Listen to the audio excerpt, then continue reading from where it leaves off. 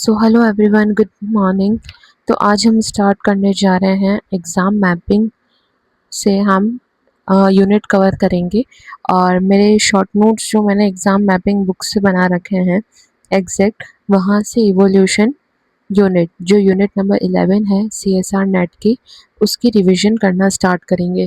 तो ये वीडियो बहुत बड़ी हो सकती है और जो नोट्स हैं वो बहुत मैंने शॉर्ट लिखे और हैंड रिटन नोट्स हैं, तो आप इजीली इसको रेफ़र करके भी सारे एग्ज़ाम मैपिंग के पॉइंट्स इसमें डाल सकते हैं। ठीक है, तो सबसे पहले स्टार्ट करते हैं एमर्जेंस ऑफ इवोल्यूशनरी थॉट्स, जो कि लेक्चर में भी पहला टॉपिक है और एग्ज़ाम मैपिंग बुक की बुक में भी फर्स्ट टॉपिक है। ठीक है, इसमें बताया रखा है कि सबसे पहले इवोल्यूशन क्या होता है। तो evolution is the change in the properties of population of organism over generation leading to the diversity of a life, है ना। इवोल्यूशन यानी कि जो पॉपुलेशन है ऑफ ऑर्गेनिज्म की, जो ऑर्गेनिज्म की पॉपुलेशन है उसमें चेंज आना, ठीक है, ओवर जनरेशन में, जो कि डाइवर्सिटी ऑफ लाइफ को लीड करता है।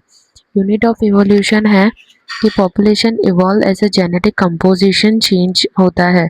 मैकेनिज्म की बात करें तो कैसे चेंज होता है, तो इसके अंदर क्या क्या इंक्लूड होता है, या तो कोई म्यूटेशन हो जाए, या सिलेक्शन हो जाए, या जेनेटिक ड्रिफ्ट हो जाए।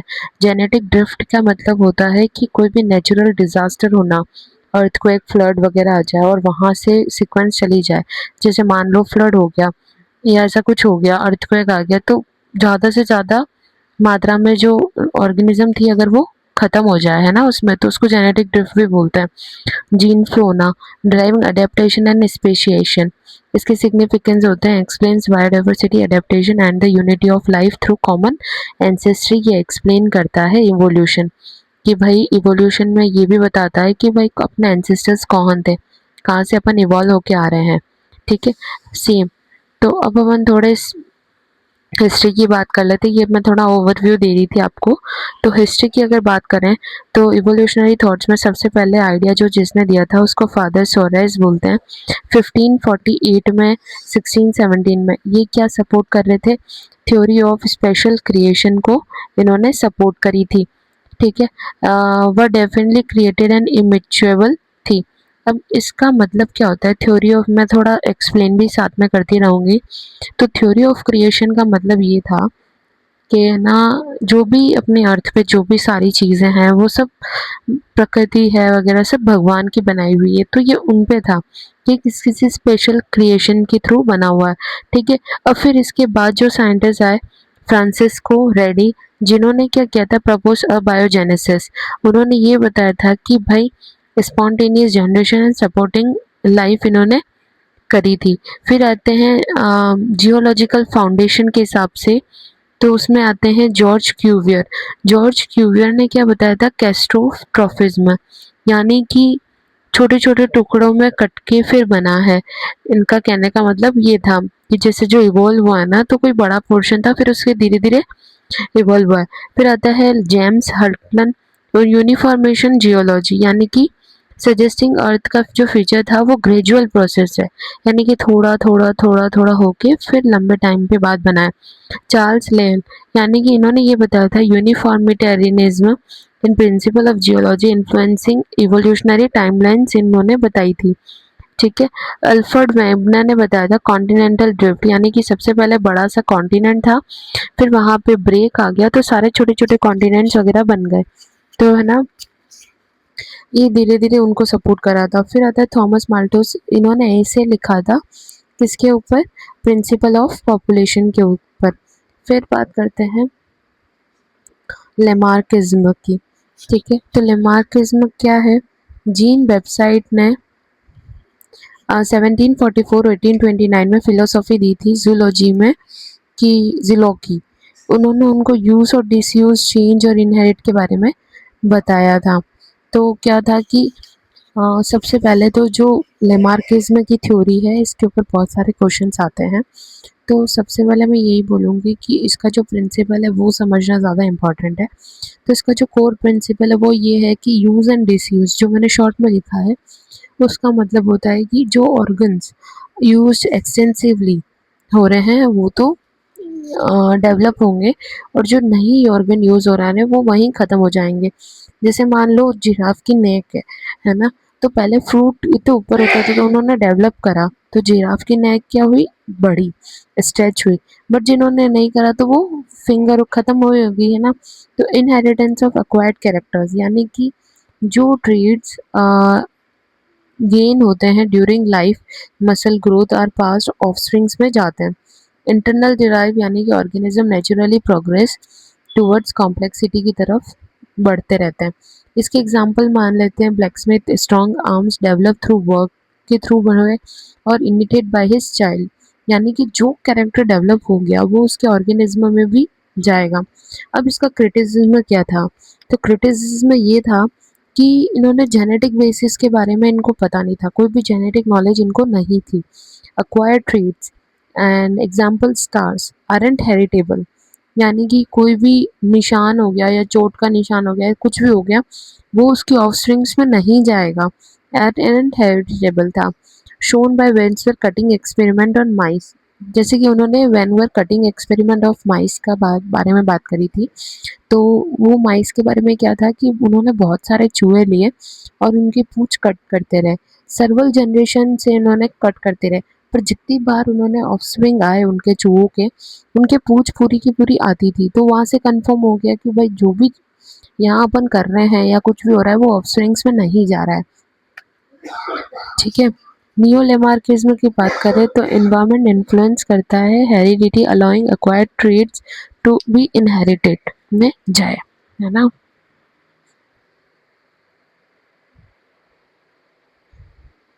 हाँ, तो इन्होंने बताया था कि इन्वायरमेंट जो है वो इन्फ्लुएंस करता है वेरिएशन अफेक्टिंग जर्म सेल्स, यानी कि जो भी वेरिएशन हो रही है वो रिप्रोडक्शन सेल्स में अगर हो रही है तो वो हमेशा ऑफस्प्रिंग्स में पास करेंगी। Reject Lamarck vital force theory evolutionary drivers, और कॉन्ट्रास्ट विद लेमार्किज्म ये फोकस करता है एनवायरनमेंट और इम्पैक्ट ऑफ हेरिडिटी पे, नॉट इंटरनल ड्राइव्स और जर्म सेल के इन्वॉल्वमेंट पे काम करता है, ठीक है। तो ये कुछ पॉइंट्स थे जिसमें बॉडी सेल्स अगर सोमेटिक में कुछ हुआ तो नहीं आगे इनहेरिट होगा, और अगर रिप्रोडक्टिव सेल्स में हुआ तो जर्म सेल में तो ये आगे इनहेरिट करेगा। वैसे ही नियो लेमार्किज्म के था अडेप्टेड वर्जन था, यानी कि मॉडिफाइड वर्जन था लेमार्किज्म का ही। इसमें बताया था कि इन्वायरमेंट के इफेक्ट्स के कुछ चेंजेस तक, अगर जो इन्वायरमेंट में कुछ चेंज हुआ जीन में, है ना, अगर वो जीन तक पहुंच गया, जैसे अब स्ट्रक्चर तक है तो चलो कोई बात नहीं, अगर जीन तक गा के कुछ मॉडिफिकेशन करा तो वो पक्का इनहेरिट होगा, ठीक है। जैसे एपिजेनेटिक्स है, यानी कि कभी जीन में चेंज हो सकता है, जीन कभी एक्सप्रेस भी कर सकता है कभी नहीं एक्सप्रेस भी करता है, तो वो कभी न कभी पास हो जाता है। मान लो जीन सब में होते हैं, अगर मेरे में कोई भी वो जीन अगर ऑन है तो मेरे में वो एक्सप्रेस करेगा, और आप में ऑफ है तो वो आप में ऑफ रहेगा, ठीक है। मॉडिफिकेशन था। अब बात करते हैं डार्विनिज्म की। डार्विनिज्म क्या था, नेचुरल सिलेक्शन।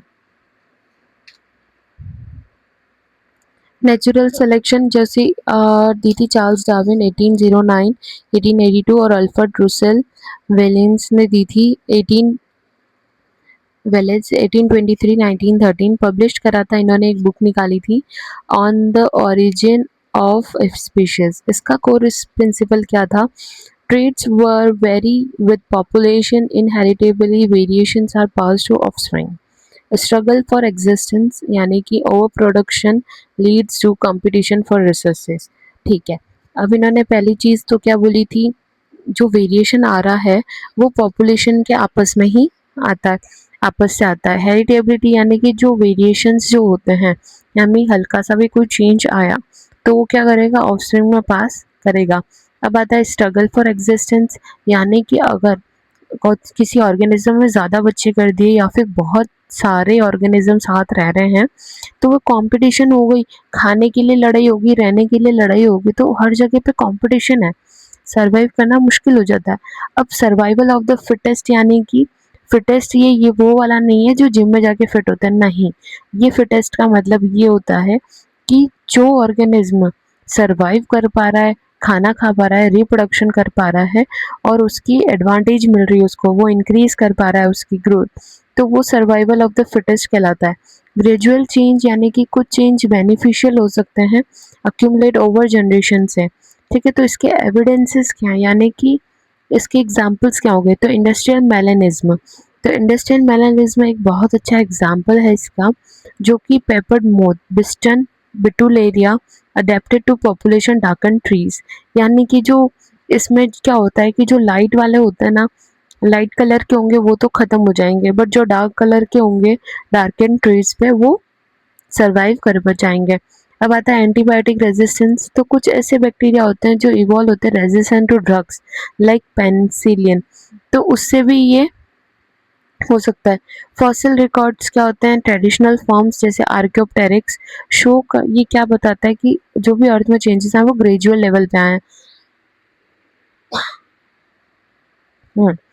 अब आता है होमोलोगस स्ट्रक्चर, यानी कि एनाटॉमी शेयर करते हैं, यानी कि डिफरेंट सेम स्ट्रक्चर होते हैं, डिफरेंट फंक्शंस होते हैं। तो मैमल और फॉलिम्स इंडिकेट्स कॉमन एंसेस्ट्री बताते हैं। बायोजियोग्राफी यानी कि species distribution, Galapagos finches reflects adaptation. Criticism क्या है कि ये भी ओरिजिन ऑफ वेरिएशन नहीं बता पाया, क्योंकि जेनेटिक्स का तो पता ही नहीं था। अज्यूम ब्लेंडिंग इनहेरिटेंस, ब्लेंडिंग वाला हाइब्रिड के बारे में बता पाया। और struggle with complex organ evolution कहाँ से आए, जैसे आईज वगैरह, तो ये भी ये चीज़ें नहीं बता पाया था।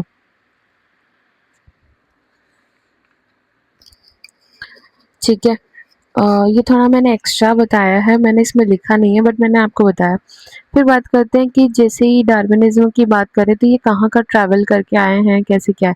तो ये सबसे पहले क्या हुआ था, जब इनको पता चला कि जेनेटिक्स से कुछ भी है तो ये उनको जानना चाहते थे। तो वहाँ से इन्होंने क्या किया कि ट्रैवल करना स्टार्ट करा कि नहीं मैं जानूंगा। तो नेरेटिक में गए, नॉर्थ अमेरिका से नियोट्रॉफिक साउथ अमेरिका, पेलेंट्रिक एशिया, ऑस्ट्रेलिया और इटोपिया बोलते हैं अफ्रीका को, पहले ये चीज़ें हैं वो इसको बोलते हैं। तो अब उन्होंने कहाँ से स्टार्ट किया, इंग्लैंड वोएज से, फिर वो गए केप वर्डी आइलैंड स्टॉप पे, volcanic island observation, Brazil tropical forest है वहाँ पे, Argentina fossils mine extinct and any, है ना। तो अब हम स्टार्ट करेंगे।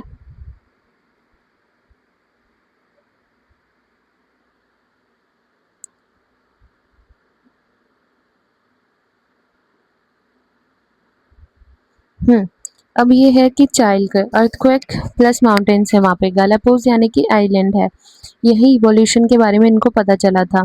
ठीक है, variation in fringes, Australia unique animal and south Africa different biodiversity, और बैक टू इंग्लैंड वहाँ पे आ गए थे। अब बात करते हैं थ्योरी ऑफ नेचुरल सिलेक्शन की। तो over production, struggle for existence, variation Darwin को नहीं पता था। ओवर प्रोडक्शन से आप समझ रहे हैं क्या कहना चाह रही हूँ मैं। फिर नेचुरल सिलेक्शन यानी कि फिटेस्ट, यानी कि जो सर्वाइव कर पाएगा वही रह पाएगा। ऑरिजिन ऑफ न्यू स्पीशीज कैसे आती है। अब आता है descendant with modification theory. Descendant का मतलब होता है एंसेस्टर, मॉडिफिकेशन यानी कि चेंज डेवलप करना। बर्ड्स एंसेस्टर सेम रहती है, बिग डिफरेंट होती है, फूड डिफरेंट होते हैं, modification. Evidences of natural selection यानी कि फेवर में कौन कौन है, वही मैंने आपको बता ही दिया है कि antibiotic resistant, pesticide, Darwin finches, artificial selection. Criticism में कौन कौन था। अब आता है लेमार्क ऑर्थोनोजेनेसिस और डार्विनस क्लेडोजेनेसिस। ऑर्थोनोजेनेसिस जो होता है वो रेफर करता है theory of evolution that suggest species evolve in a straight line, यानी कि स्ट्रेट लाइन में ही करेगा, direction due to some internal factors की वजह से। Progressive evolution, it does not focus on the branching of species, वहाँ पे काम नहीं करेगा, सिंगल लीनिएज होता है, ये इंक्रीज करेगा कॉम्प्लेक्सिटी और साइज में। ठीक है, क्लेडोजेनेसिस क्या होता है कि ये टाइप है एवोल्यूशन का जहाँ पे सिंगल एंसेस्टर होता है, वहाँ से वो स्प्लिट होता है दो में, फिर मोर डिस्टिंक्ट स्पीशीज में। ये प्राइमरी मैकेनिज्म है स्पेशलाइजेशन का। क्लेडोजेनेसिस ये इन्वॉल्व करता है branches of evolutionary lineage where one species involves into two more than different species. ठीक है, तो जेनेटिक डाइवर्जेंस यहाँ से आता है। अब बात करते हैं evidences of large scale evolution की। ठीक है, तो मान लो बायोजियोग्राफी है, तो उस पर क्या होता है कि डिस्ट्रीब्यूशन ऑर्गेनिज्म कैसा है, अर्थ पे। सबसे पहले जियोग्राफिक आइसोलेशन की बात करें तो डिफरेंट प्लेसेस होगी और डिफरेंट तरीके की स्पीशीज होगी, फिर वहाँ से आइसोलेट करेंगे तब पता चलेगा स्पेशलाइजेशन किस टाइप का है। ठीक है।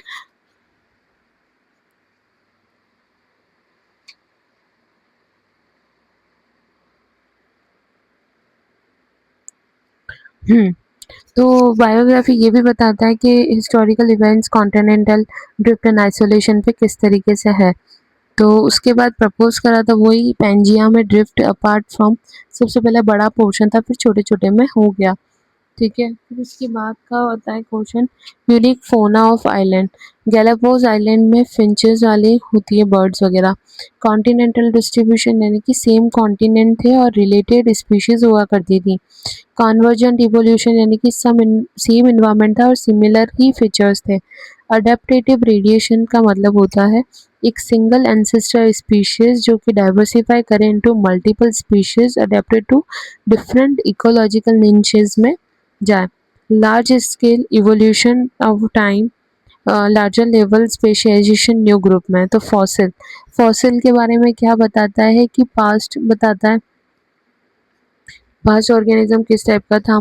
और सिंपल कॉम्प्लेक्स इवोल्यूशन, ठीक है, एक्सटिंक्ट फॉर्म्स जो कि इसका एग्जांपल क्या है paste Archaeopteryx reptile plus bird, है ना।